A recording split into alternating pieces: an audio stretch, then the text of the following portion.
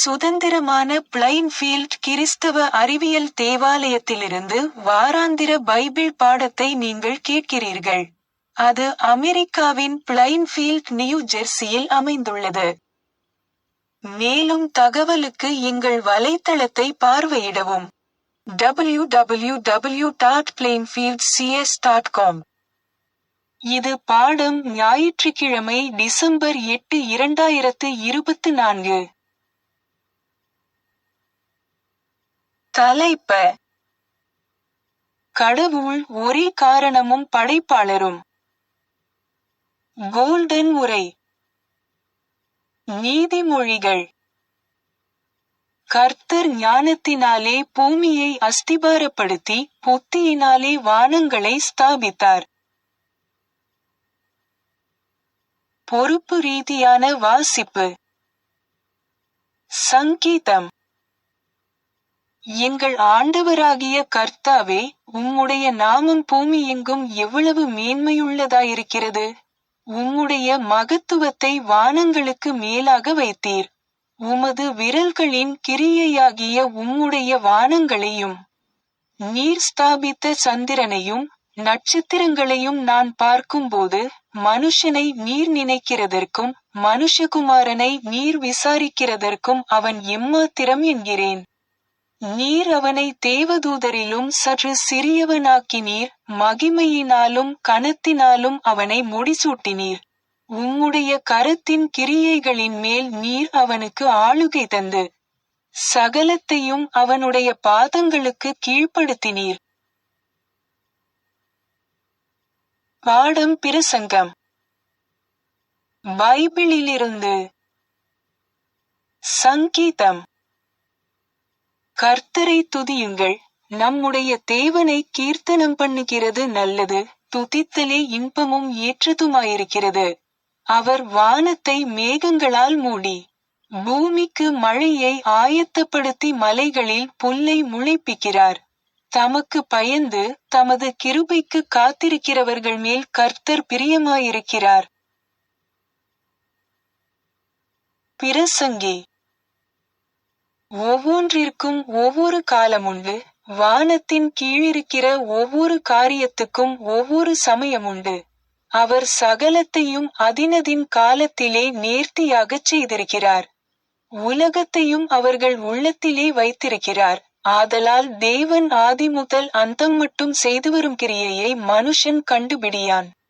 தேவன் செய்வது எதுவோ அது என்றைக்கும் நிலைக்கும். அதினோடே ஒன்றும் கூட்டவும் கூடாது, அதிலிருந்து ஒன்றும் குறைக்கவும் கூடாது. மனுஷர் தமது சமூகத்தில் பயந்திருக்கும்படி தேவன் இப்படி செய்து வருகிறார். இராஜாக்கள். யூதாவின் ராஜாவாகிய ஆசாவின் 38ஆம் வருஷத்தில் உம்ரியின் குமாரனாகிய ஆகாப் இஸ்ரவேலின் மேல் ராஜாவாகி, சமாரியாவில் இஸ்ரவேலின் மேல் 22 வருஷம் ராஜ்யபாரம் பண்ணினான். உம்ரியின் குமாரனாகிய ஆகாப் தனக்கு முன்னிருந்த எல்லாரைப் பார்க்கிலும் கர்த்தரின் பார்வைக்கு பொல்லாப்பானதைச் செய்தான். இராஜாக்கள். கீலேயாத்தின் குடிகளிலே திஸ்பியனாகிய எலியா ஆகாபை நோக்கி, என் வாக்கின்படியே அன்றி இந்த வருஷங்களிலே பனியும் மழையும் பெய்யாதிருக்கும் என்று இஸ்ரவேலின் தேவனாகிய கர்த்தருக்கு முன்பாக நிற்கிற நான் அவருடைய ஜீவனைக் கொண்டு சொல்லுகிறேன் என்றான். தேசத்தில் மழை பெய்யாதபடியினால் சில நாளுக்கு பின்பு அந்த ஆறு வற்றி போயிற்று. அப்பொழுது கர்த்தருடைய வார்த்தை அவனுக்கு உண்டாயிற்று. அவர், நீ எழுந்து சீதோனுக்கடுத்த சாரிபாத் ஊருக்கு போய் அங்கே தங்கியிரு, உன்னை பராமரிக்கும்படி அங்கே இருக்கிற ஒரு விதவைக்கு கட்டளையிட்டேன் என்றார். அப்படியே அவன் எழுந்து சாரிபாத்துக்கு போனான். அந்த பட்டணத்தின் ஒலிமுகவாசலுக்கு அவன் வந்தபோது, அங்கே ஒரு விதவை விறகு பொறுக்கிக் கொண்டிருந்தாள். அவன் அவளை பார்த்து கூப்பிட்டு, நான் குடிக்கிறதற்கு கொஞ்சம் தண்ணீர் ஒரு பாத்திரத்தில் எனக்கு கொண்டு வா என்றான். கொண்டுவர அவள் போகிறபோது அவன் அவளை நோக்கி கூப்பிட்டு, கொஞ்சம் அப்பமும் உன் கையிலே எனக்கு கொண்டு வா என்றான். அதற்கு அவள், பானையில் ஒரு பிடிமாவும் கலயத்தில் கொஞ்சம் எண்ணெயுமே அல்லாமல் என்னிடத்தில் ஒரு அடையும் இல்லை என்று உம்முடைய தேவனாகிய கர்த்தருடைய ஜீவனைக் கொண்டு சொல்லுகிறேன். இதோ, நானும் என் குமாரனும் சாப்பிட்டு செத்துப்போக, அதை எனக்கும் அவனுக்கும் ஆயத்தப்படுத்துகிறதற்கு 2 விறகு பொறுக்குகிறேன் என்றாள். அப்பொழுது எலியா அவளை பார்த்து, பயப்படாதே, நீ போய் உன் வார்த்தையின்படி ஆயத்தப்படுத்து. ஆனாலும் முதல் அதிலே எனக்கு ஒரு சிறிய அடையை பண்ணி என்னிடத்தில் கொண்டு வா, பின்பு உனக்கும் உன் குமாரனுக்கும் பண்ணலாம். கர்த்தர் தேசத்தின் மேல் மழையை கட்டளையிடும் நாள் மட்டும் பானையின் மா செலவழிந்து போவதும் இல்லை, கலசத்தின் எண்ணெய் குறைந்து போவதும் இல்லை என்று இஸ்ரவேலின் தேவனாகிய கர்த்தர் சொல்லுகிறார் என்றான். அவள் போய் எலியாவின் சொற்படி செய்தாள். அவளும் இவனும் அவள் வீட்டாரும் அநேக நாள் சாப்பிட்டார்கள். கர்த்தர் எலியாவைக் கொண்டு சொன்ன வார்த்தையின்படியே பானையிலே மா செலவழிந்து போகவும் இல்லை, கலசத்தின் எண்ணெய் குறைந்து போகவும் இல்லை. இராஜாக்கள். அநேக நாள் சென்று 3ஆம் வருஷமாகையில் கர்த்தருடைய வார்த்தை எலியாவுக்கு உண்டாகி, நீ போய் ஆகாபுக்கு உன்னை காண்பி, நான் தேசத்தின் மேல் மழையை கட்டளையிடுவேன் என்றார்.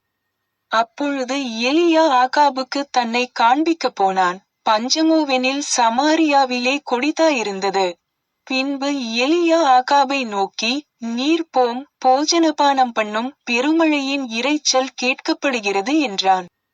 ஆகாப் போஜனபானம் பண்ண போனான். பின்பு எலியா கர்மேல் பர்வதத்தினுடைய சிகரத்தின் மேல் ஏறி தரையிலே பணிந்து தன் முகம் தன் முழங்காலில் பட குனிந்து தன் ஊழியக்காரனை நோக்கி, நீ போய் சமுத்திரமுகமாய் பார் என்றான்.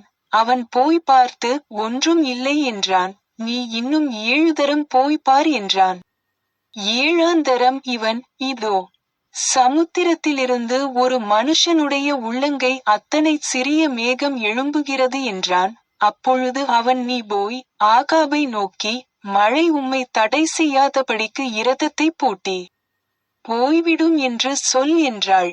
அதற்குள்ளாக வானம் மேகங்களினாலும் காற்றினாலும் கருத்து பெருமழை உண்டாயிற்று. ஆகாப் இரதத்தில் ஏறி யெஸ்ரயேலுக்கு போனான். இராஜாக்கள். கர்த்தர் எலியாவை சுழல் காற்றிலே பரலோகத்திற்கு எடுத்துக்கொள்ளப் போகிறபோது எலியா எலிசாவோடே கூட கில்காலிலிருந்து புறப்பட்டு போனான். இராஜாக்கள். எலிசா கில்காலுக்கு திரும்பி போய் இருக்கையில் தேசத்திலே பஞ்சம் உண்டாயிற்று. தீர்க்கதரிசிகளின் புத்திரர் அவனுக்கு முன்பாக உட்கார்ந்திருந்தார்கள். அவன் தன் வேலைக்காரனை நோக்கி, நீ பெரிய பானையை அடுப்பிலே வைத்து தீர்க்கதரிசிகளின் புத்திரருக்கு கூழ் காய்ச்சி என்றான்.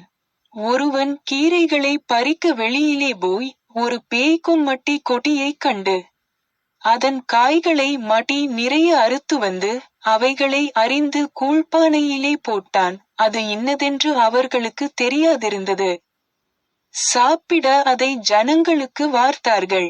அவர்கள் அந்த கூழில் எடுத்துச் சாப்பிடுகிறபோது அதை சாப்பிடக்கூடாமல், தேவனுடைய மனுஷனே, பானையில் சாவு இருக்கிறது என்று சத்தமிட்டார்கள். அப்பொழுது அவன் மாவைக் கொண்டுவரச் சொல்லி அதை பானையிலே போட்டு ஜனங்கள் சாப்பிடும்படி அவர்களுக்கு வார் என்றான். அப்புறம் பானையிலே தோஷம் இல்லாமற் போயிற்று. யோவேல். சீயோன் குமாரரே, உங்கள் தேவனாகிய கர்த்தருக்குள் மகிழ்ந்து களிகூருங்கள். அவர் தக்கபடி உங்களுக்கு முன்மாரியை கொடுத்து உங்களுக்கு முன்மாரியையும் பின்மாரியையும் ஏற்கனவே வருஷிக்க பண்ணுவார். நான் உங்களிடத்தில் அனுப்பின என் பெரிய சேனையாகிய வெட்டுக்கிளிகளும் பச்சை கிளிகளும் முசுக்கட்டை பூச்சிகளும் பச்சை புழுக்களும் பட்சித்த வருஷங்களின் விளைவை உங்களுக்கு திரும்ப அளிப்பேன். நீங்கள் சம்பூரணமாகச் சாப்பிட்டு திருப்தியடைந்து உங்களை அதிசயமாய் நடத்தி வந்த உங்கள் தேவனாகிய கர்த்தருடைய நாமத்தை துதிப்பீர்கள். என் ஜனங்கள் ஒருபோதும் வெட்கப்பட்டு போவதில்லை. நான் இஸ்ரவேலின் நடுவில் இருக்கிறவரென்றும் நானே உங்கள் தேவனாகிய கர்த்தர், வேறொருவர் இல்லை என்றும் அறிந்து கொள்வீர்கள். என் ஜனங்கள் ஒருபோதும் வெட்கப்பட்டு போவதில்லை. வானத்திலும் பூமியிலும் இரத்தம் அக்கினி புகைஸ்தம்பங்களாகிய அதிசயங்களை காட்டுவேன்.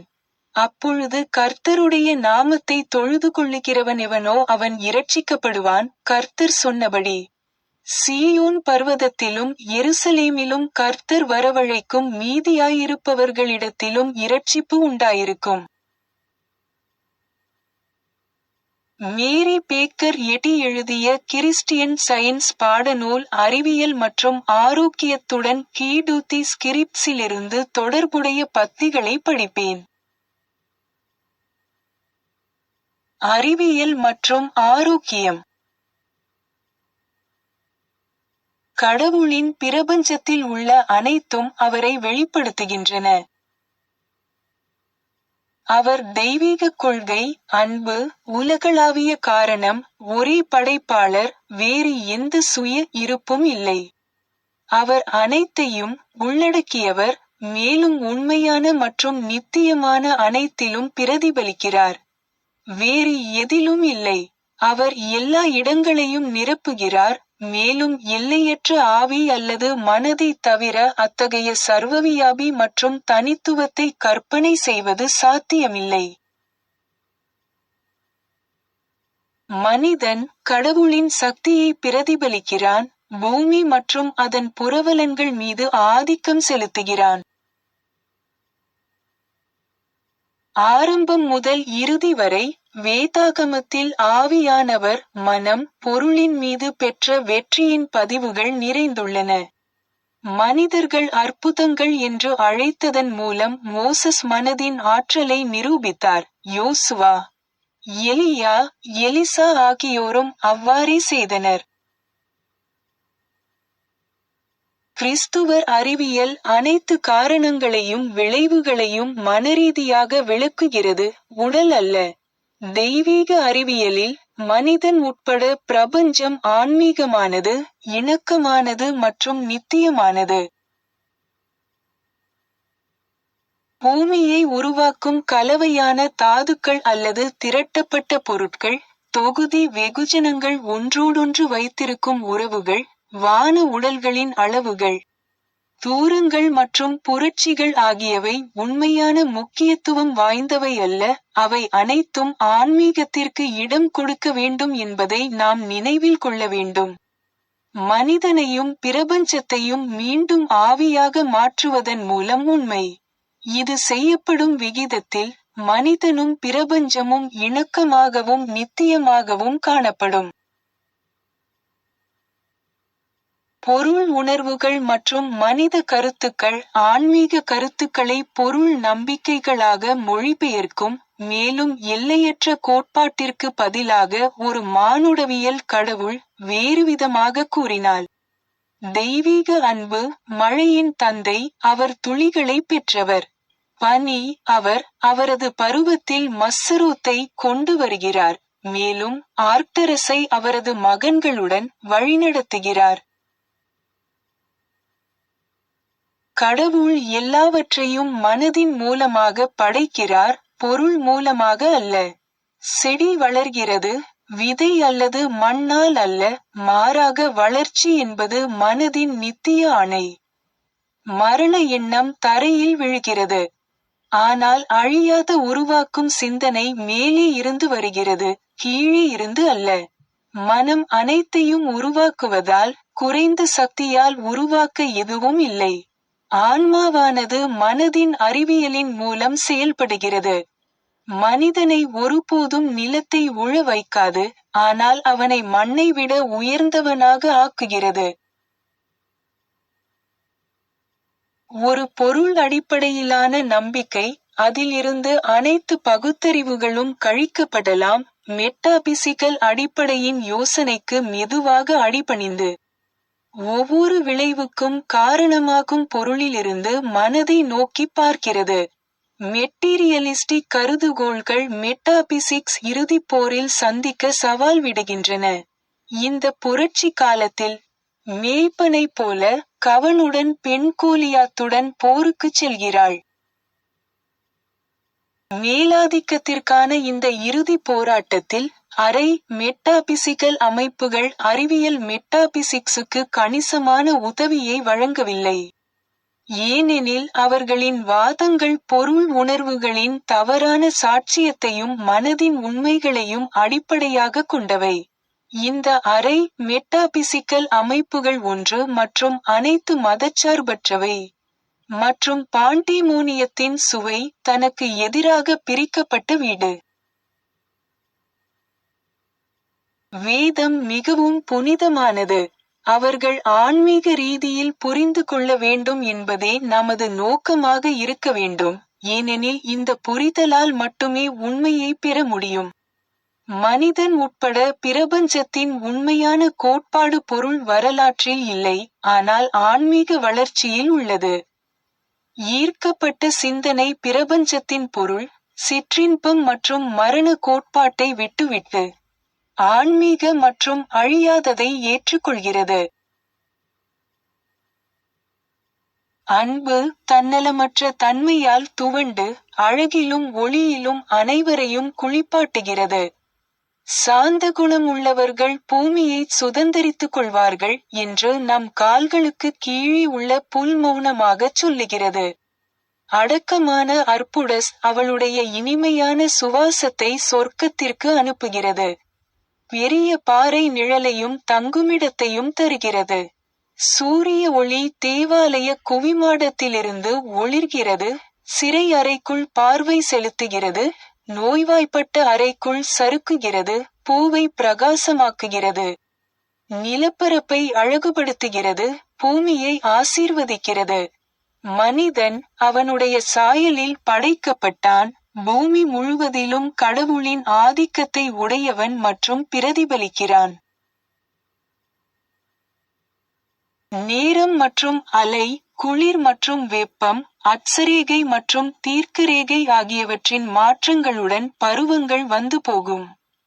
இந்த மாற்றங்கள் தனது பயிர்களை பாதிக்காது என்பதை விவசாயி கண்டுபிடிப்பார். நீ அவர்களை ஒரு ஆடையாக மாற்றுவீர்கள், அவர்கள் மாற்றப்படுவார்கள். மாலுமி வளிமண்டலத்தின் மீதும் ஆழமான பகுதியின் மீதும் கடல் மீன்கள் மற்றும் ஆகாயத்து பறவைகள் மீதும் ஆதிக்கம் செலுத்துவான். வானியலாளர் இனி நட்சத்திரங்களை பார்க்க மாட்டார், அவர் அவற்றிலிருந்து பிரபஞ்சத்தை பார்ப்பார், மற்றும் பூக்கடைக்காரர் தனது பூவை அதன் விதைக்கு முன் கண்டுபிடிப்பார். பௌதிக வாழ்க்கையின் நம்பிக்கை மற்றும் கனவில் இருந்து முற்றிலும் வேறுபட்டது. தெய்வீக வாழ்க்கை ஆன்மீக புரிதல் மற்றும் முழு பூமியின் மீது மனிதனின் ஆதிக்கத்தின் உணர்வையும் வெளிப்படுத்துகிறது. இந்த புரிதல் பிழையை வெளியேற்றி நோயுற்றவர்களை குணப்படுத்துகிறது, மேலும் அதைக் கொண்டு நீங்கள் அதிகாரம் உள்ளவராக பேசலாம். காதல் இறுதியாக நல்லிணக்கத்தின் நேரத்தை குறிக்கும், மேலும் ஆன்மீகமயமாக்கல் பின்பற்றப்படும், ஏனென்றால் அன்பு என்பது ஆவி. பிழை முற்றிலுமாக அழிக்கப்படுவதற்கு முன் பொதுவான பொருள் வழக்கத்தின் குறுக்கீடுகள் இருக்கும். பூமி மந்தமாகவும் பாழாகவும் மாறும், ஆனால் கோடை மற்றும் குளிர்காலம், விதைக்காலம் மற்றும் அறுவடை மாறிய வடிவங்களில் இருந்தாலும் இறுதி வரை தொடரும், எல்லாவற்றின் இறுதி ஆன்மீகமயமாக்கல் வரை. இருண்ட மணிநேரம் விடியலுக்கு முந்தையது. இந்த ஜட உலகம் இப்போதும் முரண்பட்ட சக்திகளின் களமாக மாறி வருகிறது. ஒருபுறம் கருத்து வேறுபாடும் குழப்பமும் இருக்கும், மறுபுறம் அறிவியல் மற்றும் அமைதி இருக்கும். தெய்வீக அன்பினால் அழிக்கப்பட்ட பிறகு, அது ஒரு மாயையாகவே இல்லாமல் போய்விடும். ஒரு பொய்யான நம்பிக்கை எல்லையை கடக்காமல் உண்மையை நெருங்குகிறது, அது அழிவுக்கு முதிர்ச்சியடைகிறது. நம்பிக்கை எவ்வளவு அதிகமாக இருக்கிறதோ அவ்வளவு தெளிவாக அதன் பிழை. அதன் களத்தில் உயர்ந்த தெய்வீக ஆவி எல்லா பொருட்களிலும் ஆதிக்கம் செலுத்துகிறது, மேலும் மனிதன் ஆவியின் சாயலில் அவனது அசல் தோற்றத்தில் காணப்படுகிறான். அவர் தனது குரலை உச்சரித்தார், பூமி உருகியது. ஆவியின் மேன்மைக்கு முன்பாக எல்லா விஷயங்களும் மறைந்துவிடும் என்று இந்த வேதம் சுட்டிக்காட்டுகிறது. சர்ச் கையேட்டில் கொடுக்கப்பட்டுள்ளபடி மேரி பேக்கர் எட்டியின் 3 தினசரி கடமைகளை இப்போது படிப்பேன். தினசரி ஜெபம். ஒவ்வொரு நாளும் ஜெபிப்பது இந்த திருச்சபையின் ஒவ்வொரு உறுப்பினரின் கடமையாகும். உம்முடைய ராஜ்யம் வா, தெய்வீக சத்தியம், வாழ்க்கை, அன்பு ஆகியவற்றின் ஆட்சி என்னுள் நிலை பெறட்டும். எல்லா பாவங்களையும் என்னிடமிருந்து விலக்கட்டும். உம்முடைய வார்த்தை எல்லா மனிதர்களிடமும் பாசத்தை வளப்படுத்தி அவற்றை ஆளட்டும். நோக்கங்கள் மற்றும் செயல்களுக்கான விதி. தி மதர் சர்ச்சின் உறுப்பினர்களின் நோக்கங்கள் அல்லது செயல்களை விரோதமோ அல்லது தனிப்பட்ட இணைப்போ தூண்டக்கூடாது. அறிவியலில், தெய்வீக அன்பு மட்டுமே மனிதனை ஆளுகிறது. ஒரு கிறிஸ்தவ விஞ்ஞானி அன்பின் இனிமையான வசதிகளையும், பாவத்தை கண்டிப்பதிலும், உண்மையான சகோதரத்துவம், தொண்டு, மன்னிப்பு ஆகியவற்றிலும் பிரதிபலிக்கிறார். இந்த திருச்சபையின் உறுப்பினர்கள் தினந்தோறும் கவனித்து, எல்லா தீமைகளிலிருந்தும் தீர்க்கதரிசனம், தீர்ப்பு, கண்டனம், ஆலோசனை, செல்வாக்கு செலுத்துதல் அல்லது தவறாக செல்வாக்கு செலுத்துதல் ஆகியவற்றிலிருந்து விடுவிக்கப்பட வேண்டும். கடமைக்கு விழிப்புணர்வு.